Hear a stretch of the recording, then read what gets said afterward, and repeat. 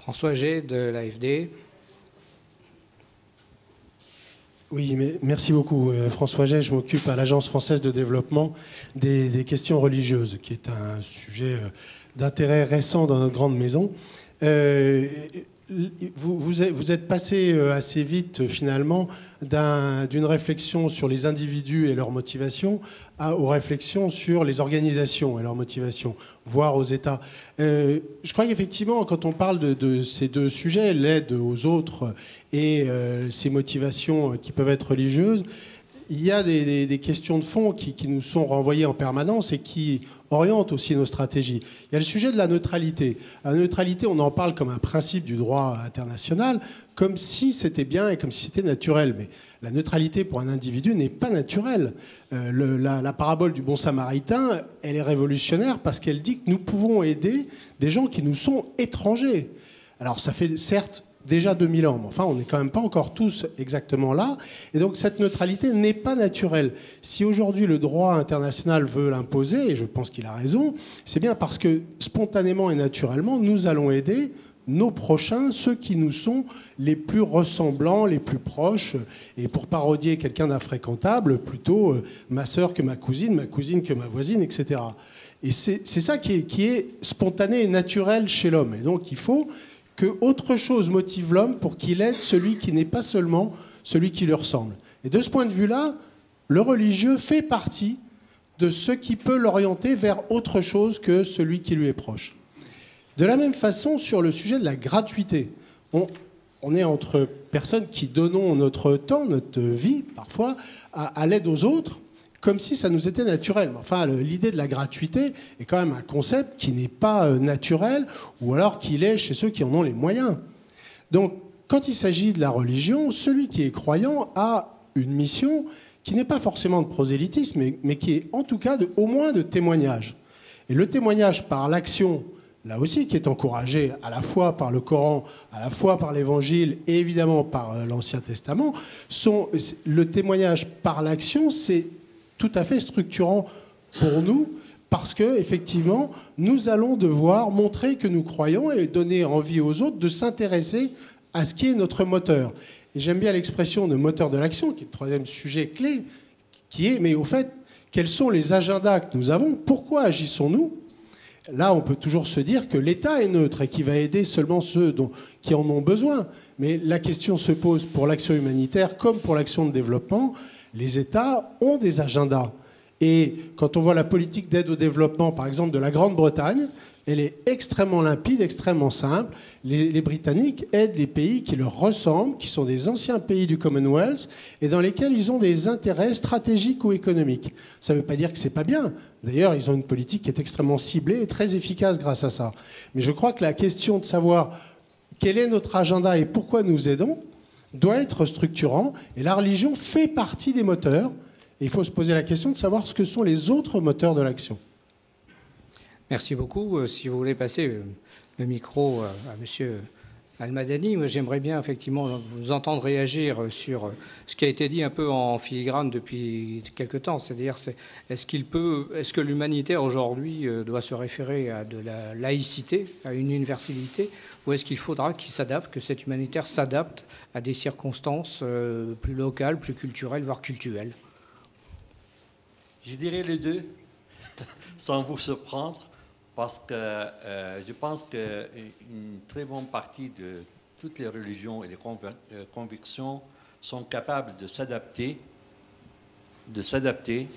d'un côté et aussi de défendre la universalité. Peut-être on va revenir sur cette question tout à l'heure, mais j'aimerais revenir un petit peu pourquoi votre question est aussi intéressante. Parce que je rappelle aussi, mes amis de la Croix-Rouge savent très bien qu'il y a maintenant le 3e protocole additionnel aux conventions de Genève concernant l'emblème de la Croix-Rouge pour sortir de ce problème. Et il y avait des discussions très longues à Genève et pas mal des États arabes et islamiques qui n'ont pas jusqu'à maintenant ratifié le 3e protocole parce qu'elle n'aimait pas rentrer dans les détails de la préparation de ce 3e protocole. Alors, je pense que les religions sont capables de s'adapter parce que défendre l'humanité fait partie de leur enseignement, comme j'ai dit tout à l'heure. Et rien n'empêche, mais le danger vient d'où? De utiliser quelquefois l'humanitaire, encore une fois, à des fins politiques. Et ici, j'ouvre une parenthèse pour dire, par exemple, dans la plupart des pays arabes et islamiques, on ne parle pas des ONG, on parle des organisations charitables qui aident les pauvres, qui soignent le pauvre, qui assure d'enseignement aux enfants. Alors même la conception de ONG n'est pas très claire dans l'esprit des gens dans ces pays du monde. Et quelquefois, le danger vient quand on va vers ces pays avec nos aides humanitaires en cherchant des ONG à l'image des ONG qu'ils trouvent en Europe ou aux États-Unis. Et à partir de là, ils ne sont pas très bien accueillis par la population. Et peut-être qu'il faut faire attention à partir de là pour dire dans ce pays comment on traite cette question et avec qui. Et à partir de là, ce sera peut-être plus efficace de travailler et l'humanité sera aussi encore plus efficace. Il va s'adresser aux gens qui ont vraiment besoin. Voilà. Merci beaucoup. D'autres remarques à ce niveau parmi vous? Des confrontations de terrain, par exemple, des constats de terrain plutôt.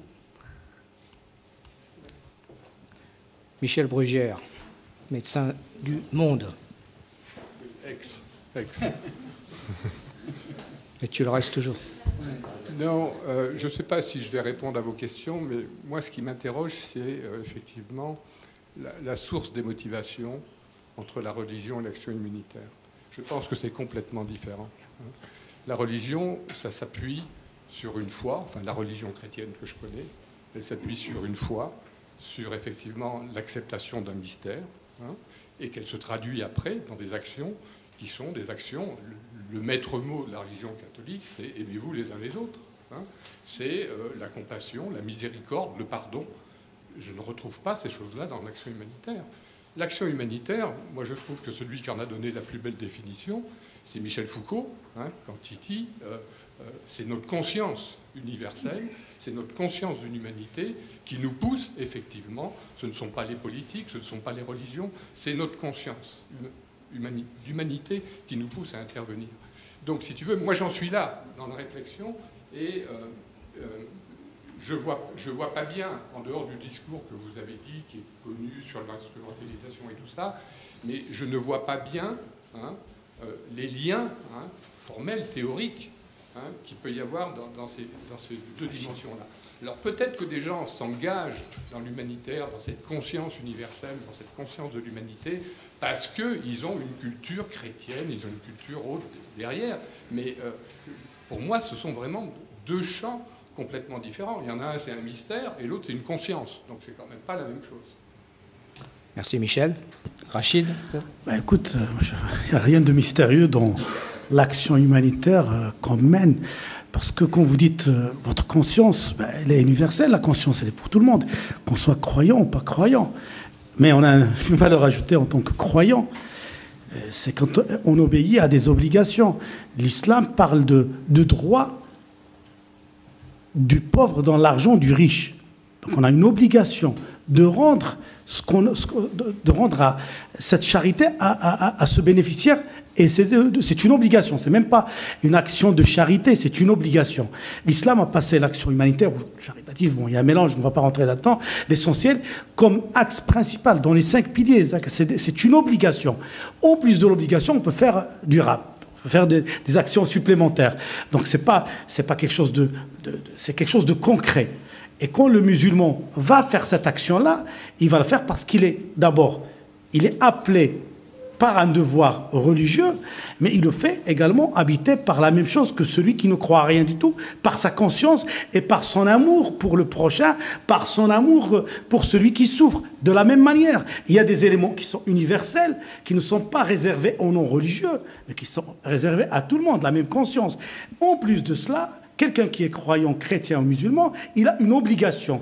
C'est ça ce que j'appelais dynamo. C'est-à-dire que je fais cela parce que j'attends quelque chose, mais pas de vous. C'est ça le mystère dans tout cela, c'est que j'attends rien de toi comme récompense. Je satisfais quelque chose de besoin et j'attends autre chose que cela. Et c'est ça qui donne un goût que, sauf celui qui croit à quelque chose, qui va le faire, d'une manière générale. Et donc le lien, il est clair, il est net.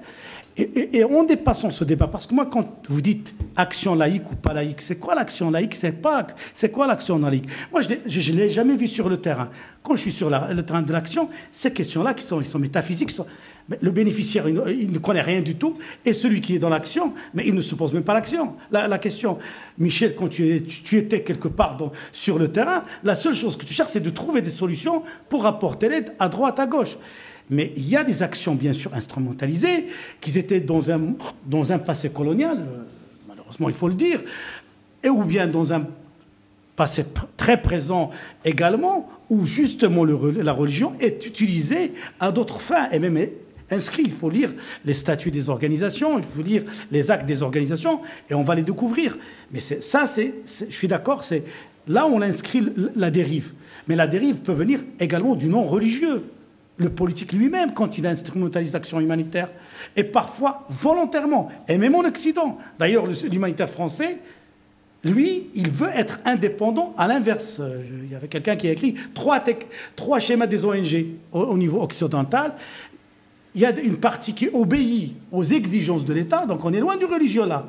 Là, c'est l'instrumentalisation des ONG. D'autres qui sont à mi-chemin, et puis l'action humanitaire française et latine qui veut être indépendante, qui l'est. Donc, il n'y a rien à voir avec la religion là-dedans. Mais la dérive peut venir du religieux et du non-religieux. Mais dans l'action, moi, je ne vois pas d'action laïque ou d'action non laïque. Tout le monde a le droit de le faire dans la mesure où on respecte justement ces principes humanitaires universels à tout le monde et qui se retrouvent dans les religions. Ce que les gens ne savent pas, c'est que les religions respectent énormément.